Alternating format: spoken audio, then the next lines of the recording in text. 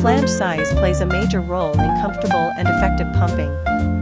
Many mothers assume the standard size included with the pump will automatically fit them, but breast anatomy varies from person to person. When you place the flange over your breast, your nipple should sit centered inside the tunnel.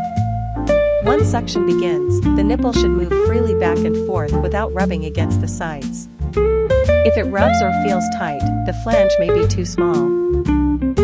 If too much areola is pulled into the tunnel and it feels uncomfortable, the flange may be too large. An incorrect flange size can lead to nipple pain, redness, swelling, cracking, and even reduced milk output. Some mothers may notice blanching or discoloration of the nipple after pumping, which can also indicate poor fit.